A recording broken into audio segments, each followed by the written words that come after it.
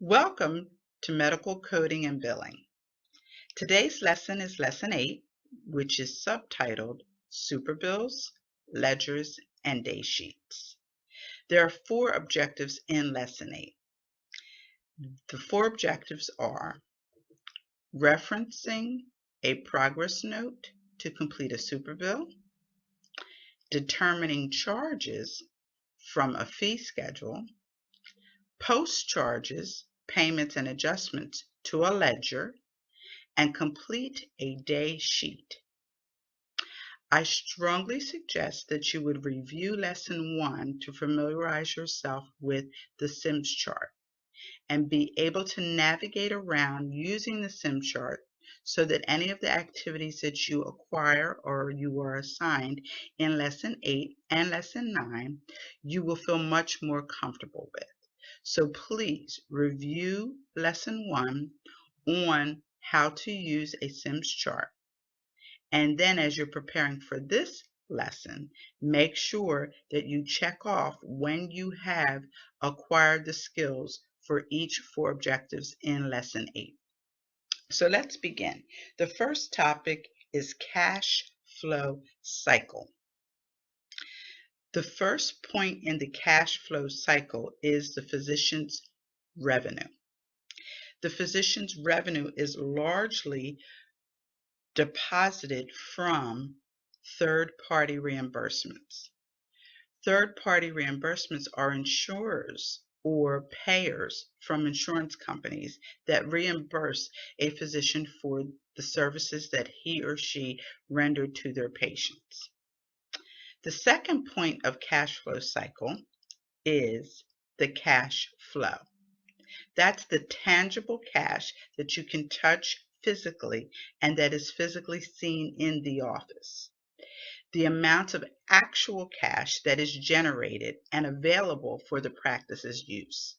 Some examples of cash flow would include a patient's copayment, a past due balance, someone that has come in and they are paying for a visit that they did not receive that day, but that was received at another date and time, and they're paying that balance. Another example of cash flow is purchases of products that are distributed within the practice. The third portion of the cash flow cycle is collection ratio. The collection ratio is the relationship between the amount owed and the amount collected. It is not always an even zero balancing out. Sometimes the amount owed is never paid off, and the doctor has to either write it off or consider it a loss. The amount collected is a collaboration of the insurance payment and the payment that is received from the patient. The next portion of Lesson 8 is superbills. Superbills are the main data source for certain or creating of a healthcare claim. We are now developing and generating a healthcare claim. This claim will be submitted, and it's going to be submitted to a payer, which is usually the insurance company, for reimbursement. The superbill can also act as a receipt for a cash paying patient or a patient that is paying first and that will be reimbursed from their insurance company. In order to have an accurate superbill and get the desired response, there are several things that must be included on that superbill. One of the things that must be included is it is generated from a signed progress note, which means that the information and the data is collected from the progress note that took place on the date of service. Another point that is helpful in completing your superbill completely is the patient's demographics. Demographics has to do with where the patient lives. A doctor takes a poll to see where most of his or her patients are generating from, the area. That area will also have an annual income, which will give the physician an idea on what type of health care his or her patients will be able to afford. So the demographics is extremely important. It also helps the physician determine how much he or she will charge for their services. So demographics is very important. The next point that is also important on the super bill is the visit diagnoses. On each and every super bill, a patient must have a diagnosis. If they are coming in for a procedure performed, like an injection, there is a diagnosis for the injection. If they're coming in for a minor surgical procedure, there is a diagnosis for the minor surgical procedure. Or if they're coming in for suture removals, there is a diagnosis for the procedure that took place in the physician's office for that day. The last point that is extremely important and needed for the super bill is the visit charges and the payment.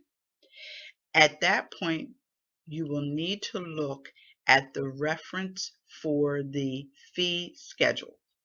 The fee schedules will give you the type of visit that the patient had and the payment that is needed for that visit.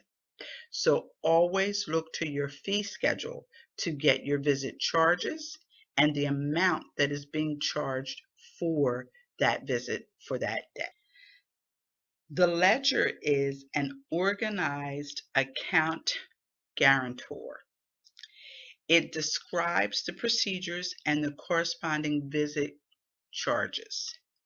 The ledger also documents payments, so it keeps a running journal or a tally of payments that were made for each and every visit that the patient received.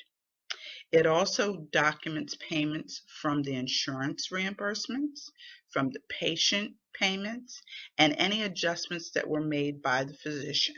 So this ledger is a running journal of all monies that had to do with the patient and their visit. Fee adjustments. Fee adjustments are discounts, financial hardships, write-offs, professional courtesies, co-payment waivers, or no charges. So discounts. There are times when a physician feels the need to give a discount.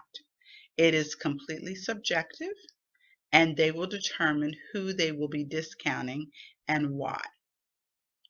Financial hardships. There are individuals that go through life-changing situations which cause them to have financial hardships. Could be the loss of a job, the loss of a loved one, the loss of marriage or divorce. So whenever there is a financial hardship, the physician could make a fee adjustment. Write-offs.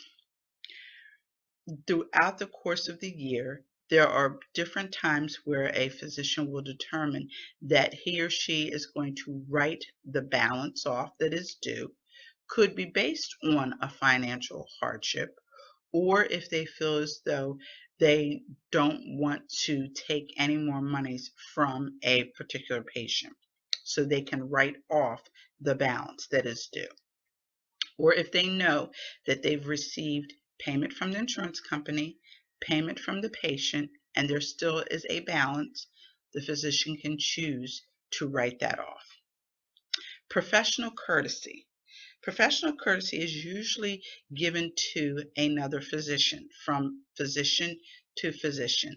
Most physicians do not charge another physician that is coming into their practice. Professional courtesies can also be to other healthcare professionals. Some doctors will give nurses professional courtesies.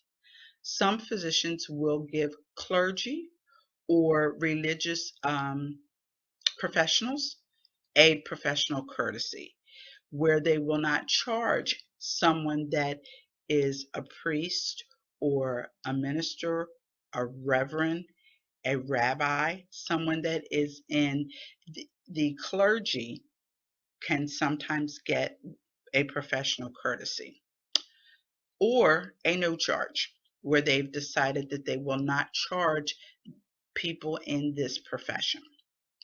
A co-payment waiver, an example of that is when the physician has received payment from an insurance company and they are choosing not to collect payment, a co-payment from the patient. All of these decisions are made by the physician or the practitioner, and they let the medical assistant and receptionist know, and they will put a code on the super bill so that you will know what was performed, whether it was a no charge or a fee adjustment. The last portion of Lesson 8 is the day sheet. The day sheet tracks daily financial activity, charges for office visits and services, patient payments, co-payments, and mailed-in payments, third-party reimbursement, and adjustment accounts. So the day sheet gives you a full view of everything that took place monetarily on that day. So each and every day you have a new day sheet. Communicating fees. Whenever we speak about money and services, it must be performed with a smile. Be courteous but firm. Never badger or intimidate a patient. Inform your patient of fees in a clear manner so that there is no misunderstanding. Verify co-payments and amounts collected at the time of services. You can accept cash, check, or credit depending on the physician's desire and how they are set up to receive monies. You may also send monthly patient statements so that the patient is aware of where their balance is, how they are receiving payment to the doctor via the insurance company, and then the patient is always abreast of how their financial status is with the provider. If there is a problem with receiving payment from a patient, you might choose to use a collection agency. When a patient states that they will not pay or follow the agreed payment plan, using a collection agency is an option. When you have returned checks, using a collection agency is an option. When the insurance payment is not forwarded, using a collection agency is an option. Failure to respond from a patient after you have sent out letters, sent out super bills, and you are not getting a response from your patient, you can send that account to the collection agency. If someone willfully gave you misinformation, you can send that claim to a collection agency. And if the patient cannot be located, you can send that claim to a collection agency.